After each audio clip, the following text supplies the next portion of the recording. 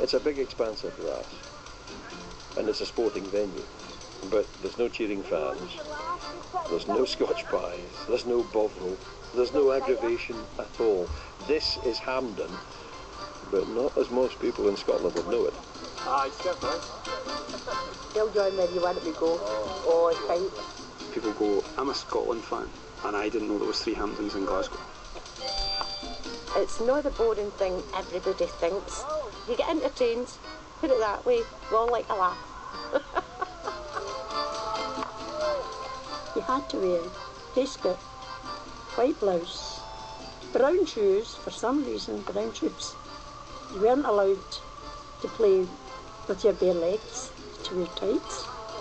But all that's all changed now. If you read the paper on the World Championships on, you're 10 pages inside the sport before you find a wee column of it, you know. And it's still looked as an all-person sport because their sponsors are always either funeral companies or old folks' homes. Touting for custom. Come on, Joy! You know, if you take a look at a map of just about any town or village in Scotland, and you look closely enough, if it's detailed enough, you'll find a wee green square. And that's the local lawn bowling green. Tons of places have them. They're very, very popular. I'm Mark Stephen, and our story on BBC Radio Scotland this week belongs to the members of the Hampden Bowling Club, which has been on the same spot here in Cross Hill for over a century. Now, I have walked past hundreds of bowling clubs in my time, but I've never actually gone into one. I've certainly never stepped on the lawn, and I've no idea how to go about playing a game. So it seems to make sense, before I do any of those things, just to get some advice from the folk who know. This is the mat, and one of your feet must be on it all the time, right? You get different biased balls. Some have a wider spring than others, and then you get different sizes, from a double nothing. So you've got a fairly large hand, so you'll probably be a 5. 5. Fingers. That's the finger shoot. That's more a shovel than a hand. That's a farmer's mitt, I'm sorry. Now I'm going to look at something up here, see like June's white shoe, and I'm going to swing my hand back, swing the ball with all my might, but look at her shoe. The ball's got a bias, so even though I'm aiming for her shoe, it's going to come into the head. Depends on the bias and your ball, how much grass terminal just to give it to draw into the jack. Right. Whereas you can play I can see your lips moving, I've no idea what you're talking about. I'll show you. Right, okay. I'll show you. That's Ian Williams, the match secretary here at Hampden, and having had a run through of the basic rules of the game, it was time to join him on the green to put his theory into my practice. Right. Bung it out and let's see what we do. You place the bat out Okay. and line the number, Okay. and you throw the jack up and you always centre it with the opposite number. Right. Here I demonstrate my entire knowledge. That's the jack. That's the the little jack. white one. Right, That's okay, it. fine. Okay. We'll give it a go after you. Age before beauty. Each person's got their own different grip, the way they hold it. There's different ways you can hold it like that. I always put my thumb in the middle, but Okay. And just to further confuse issues, you're a curry fister. I'm a lefty, aye. All the best players are. Oh, really? There we go, that's looking not too bad. That's looking very nice. Unnecessarily good, I would say. See, you find in the summer when it's warmer and the grass will be a bit shorter. How does the grass get a bit shorter than this? I've had stubble that's longer than this. Well, that's quite long. Really? Yeah. Wow. The blades are set for about 4mm. Yeah. There's something there you can tape down to about 2, where it's basically just scalp on the green. How did you get started on this? I joined at the same time as my dad about 20 odd years ago. How old were you then? I was 25. And is that unusual? Because it's always kind of regarded as an old manny's game. That's a problem, but it's usually families can get their children involved, and if they can get that, whereas if the parents don't get involved, it's hard to get young ones involved. And then at what level do you actually play? I mean, you be a serious competitor or what? Serious. I play for my club, and my next stage I want to play for the Glasgow County team. Okay. But they play on a Saturday, and I work on a Saturday, so, and then to play for Scotland you need to play for your county beforehand. You want a shot? Oh, absolutely. Absolutely. Just stand the mat. You're lefty there. I'm a right-hander. Right-hander, right. I'm a right-hander, so basically that's got to be to the inside. That's inside. Okay. So how you? If you hold it with your palm. Wait till the train goes past. I can't hear a word you're saying. Wait. Presumably games here have to be timed to coincide with the trains going past. Why? So the first time a train went past and the ditch, a ball's falling into the ditch with the vibration. Just with the vibration. Alright, so so you stand the back both feet in the mat. and you step out your left Okay. and push through your right arm. Okay, right. I think I've got it. That's it. It's rolling, That's looking very good. it's rolling, Well, it's signed you up. rolling. That's excellent. Ah, no, it's gone Aye. past yours. Just a bit heavy, that's all. That's okay. good for first attempt. I don't know if you Yeah. You know, bowling has existed in one shape or form for centuries. Over the last 150 years or so, it's become one of Scotland's great sporting success stories. In fact, many people would credit Scotland's bowlers for developing the flat green game globally as we know it. It was a man called W. Mitchell from right here in Glasgow who first wrote a standard set of rules and regulations for the game. Now, inevitably those have changed and modified over the years, but Mitchell's rules still form the basis for the game I'm playing here today. Well, I'm trying to play here today. Graham Brown lives just across there in one of the flats overlooking the green. He's the club's secretary. And it was this particular club's history that really intrigued him when he first joined up. So Hampden Bowling Club is on the site of the original Hampden Park. The pavilion, which is actually used as the bowling club itself, is actually the original pavilion from, I think it's 1873. So when Queen's Park was set up, they purchased a pavilion from a cricket club and they were housed on this location. The main change was the Cathcart District Railway was put in about 1884, and because it went through the middle of the park, the railway companies paid for them to move to Cathkin, which is the second Hampden. And then in 1903 they moved again. They purchased a piece of land which is where the third Hampden is. This is really the original Hampden Park. It's where football was started in Scotland. Scotland played England here. And Scotland beat England here. Must have been a while ago. So you kind of, if it's originally it was Hampden, you kind of have to hang on to that name. Aye, that's For it. the bowling club. That's it. See, that's it. People, they say Hampden, aye, the original Hampden. But we're the real Hampden, by the way. I did go to the ladies' toilets renovated a few years ago. They found like the original baths and using right back, aye. Going right back so you could identify that it was a way changing area. Brilliant. Absolutely brilliant. Right, okay, so you had your thumb there. There in the middle. I'm going to try that just for whatever. Here we go. See what happens. What's it? Like natural here. You got the hang of this. See if that. Come on. There you go. There you go, well done. Chap and lie. Right, chap it. Is that what it's called? A chap and lie? See when you hit my ball hit yours and knocked yours further out. Aye, no, you fell in that. Yeah. If you're attached emotionally to these balls, you're probably talking to the wrong guy. They're spare sets, so They belong to the club president. Aye. It doesn't matter. doesn't matter if you break them. Aye, come in there with square again.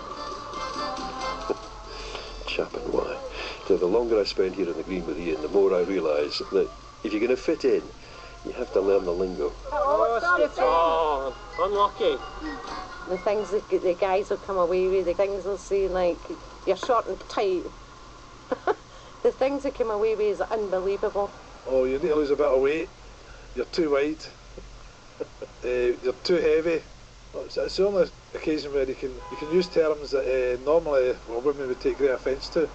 When I first started playing, people just shout, "You're Judith Chalmers." I'm going, what does that mean? And I was, wish you were here. Aye, you're about 3 years short of the jack. I'm still here from time to time, even though I don't know the last time that was on TV. And the one I used to use all the time is so I always said, "What do cows eat?" And that was a subtle hint to my partner to give it a bit more grass. If you're going to get back chat anywhere in any sport, Glasgow's probably the place to come. If you want to come here, you don't want to be serious. It's a sport. We enjoy it. It's a laugh. You don't take it too seriously. But you get all sorts of weird terminologies. Hampden Club here in Glasgow is just one of over 860 clubs in Scotland. Bowl Scotland, the national governing body for outdoor lawn bowls, currently have over 60,000 members. I mean, let's face it, this is a popular game. But despite that, over the years, many clubs have struggled to maintain the numbers of players of years past. I was keen to find out from Graham and club president Jim Peaton why they thought that was. Bowls is the third largest participative sport in Scotland. You know, every village, there's actually, I think I've counted up to about 7 bowling clubs within a mile of here. And there's a couple of bowling clubs that have closed down. I think if you look at a place like Hampden, I mean, this used to be 110 members. There was a waiting list for a bowling club like this. And now? Oh, well, no. When I joined on a Monday night, it used to be Green was full. Now, down a Monday night, one man and a dog. You know, there's not as many people. But that's why? Why is it going out of That's fashion? the same. Part of the reason is it's still geared as an old man's sport. And a lot of old people now have got money that go abroad for 3 months in the winter. Quite a lot of people I know play in the indoor and only the indoor because of the weather. So they play indoor bowls, and you can play indoor bowls for 11 months of the year on the clubs down here. So you're not getting the people joining the outdoor. I think the key thing is probably the generation thing. If you were to go back 20, 30 years, you'd have 3 generations of bowlers. If you look at Hampden in terms of the kind of spread of ages, you know, there's a couple in the 20s, one in the 30s, a couple in the 40s, and then it starts to, you know, sort of generational sort of gap. And I think from a bowling side, if you lose that generation, they don't bring their children, so you start to lose. You know, if you've got families coming that are in their sort of 40s, they're bringing their kids that are growing up through the bowling club. They're more likely to stay. Part of the problem as well is that publicity-wise, it's down to publicity. I mean, people read the paper. If you read the paper and the World Championships on, you're 10 pages inside the sport before you find a wee column of it, you know. For many, many years, you know, certainly bowling in grass like this never ever appeared on television. Why did that change? Even now for the indoor games, it's annoying to bowlers that work, when I used to work, was that it was on either during the day or the highlights were on at 1 o'clock in the morning. So who's up at that time? So it was still pushed on to the more senior citizens who could stay up to 1 in the morning. They weren't sleeping because they're not getting up there, because they're not getting up to work the next day. So that the coverage, and yourselves here, the coverage is very poor for bowling, and it's still looked as an old person sport because they're sponsors. Because we're trying to modernise. We've got the t-shirts now. You know, collar ties are gone. You don't have to wear grey trousers anymore. Black trousers will do. When I started, the shoes were brown. Now brown's not even allowed. You get grey shoes, and most shoes are now white. Bowling shoes, trying to get modern white with colour flashes and all that to try and attract the younger ones. So the effort's been made, but you're only going to get it if you get it on the television, or we get a younger sponsor to sponsor the World Champions. Somebody like, as I say, one of the sports companies. But the top players are still 30s, 40s. I don't think 30, 40 is old now. It doesn't have to be an old person sport. It's just perceived as that because you've got all the facilities. People have got the outdoors. You've got a bar there. You can have a drink at very reasonable prices. Enjoy the fresh air. No, every club's the same. Every bowling club, you can get the facilities there. It's just trying to attract. I thought I opened the door. You did. I know. And I went and took the wrong turning. I'll be honest, I came here with no great expectations, but the more time I spent here, the more I begin to see the real charm of this game. It's doable, it's civilised, it's very, very sociable. You know, I've been made to feel really welcome here. And it means a great deal to the members. You know, with members right the way across the generations really dedicated to making a success of this club. Darry, are you short and tight? No, I'm short and tight. Just a wee bit. John Ahern's my name. I'm 90 years of age. When I was 65, it was compulsory retirement in 1991, and I've been playing since 1991 to present day. I'm Peggy Love, 90 years old, 91 next month. I grew up in Gorbals and then moved round and was in Moss Park, and then when my husband died I came over here to be beside my church and my bowling green, and I've been involved with the club for this particular club for exactly 20 years. In the old days, a lot of the clubs, you maybe had to wait 10 years or 15 years, and they could be selective in who they let join the club. And if they thought women wasn't for the club, they wouldn't let them in. Or some clubs didn't take women till 10, 12 years ago. They done all the work, all the teas and cleaning the club, and they done everything, but they wouldn't let them play balls. The first week I was retired, I bumped into a friend of mine, and he says, "What are you doing in your retirement?" I said, "I've just retired this week." I says, "What do you do?" He says, "I play bowls. Do you not fancy playing bowls?" And you wouldn't believe it. What I said to him was, "That's an old man's game." And he laughed at me and says, "Try it." And I tried it and I fell in love with it. The challenge. You always like to do better in your last game. I love bowls. Companionship, exercise, fresh air, more or less a nice way of living. Well, I know when my husband died, it saved my life. Because after 3 weeks, I came down to the club, and they were brilliant. I waited till we were on the green, so they wouldn't all sort of rush me. And they just came up, the odd one here and there, spoke to me, and then after that it was fine. Whenever I come down to the club, are you on for a game? We're going out such and such a place, we'll put your name down. They just brought you back to life. Right, come on, we'll get these balls back. I want another show. Well, you do it the opposite direction. All right. We need one from that end, presumably. Aye. Okay. Just to tell you, marking the green. So just not quite so heavy this time. Not quite so heavy. Okay. You're aim at the same point. That's it.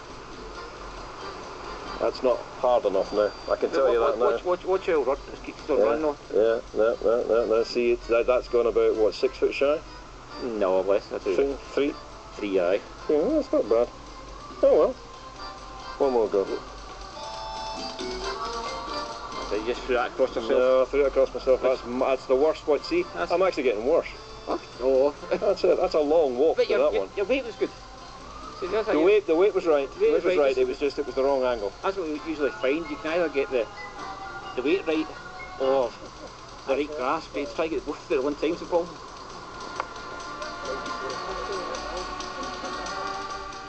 Is there a real sense of loss when this place shuts for the winter? Oh yes. Oh yes. I mean, Ian and I both play the indoor, but it's not the same. We still come down on every Sunday during the winter. We're down here. We use it as a purpose of putting the bin out or something like that, but we're really just down for the social side. There's about half a dozen of us come down every Sunday, hail, rain or shine. And we get a lunch and just have a laugh. We'll have a lunch and we'll talk about put the ball to right of an afternoon. We're never away from the place, and then we've got a winter schedule that we play. We have a quiz the first Friday every month. We've got various other things. Halloween party. We've got everybody dressed up. We're going to have a whiskey tasting and haggis night, round about Burns night, things like that. So we have plans for right through the winter to keep us all together. The ladies meet once a month on a Friday afternoon as well, a ladies section, so they keep them together right through the winter. A second home to us, really. If I'm not working, I'm down here. What's your best day as a bowler? Probably my best day was the first year I won the club championship, because I've been playing for a long time and never managed to get anywhere near it. And Jim's always told me I'm a good player, which I still got my doubts, but the first year, the time I won it, I thought, yeah, beauty. It was such a high that day. It was amazing, absolutely top of the world. I'd climbed to the top of the mountain and looking down on the rest of the club. I'd finally done it after all these years. Going power mad within seconds. That's it. I can do it. I've finally achieved it. You've done that for years, you Laura Kerr is Regional Development Officer for Bowls Scotland, and whether playing competitively, like Ian there, or playing for fun, fooling around like me, or coming here just as a social member, just to be amongst other people, part of Laura's role is making sure Hampden and all the other clubs in Scotland like it are around for folk to enjoy for years to come.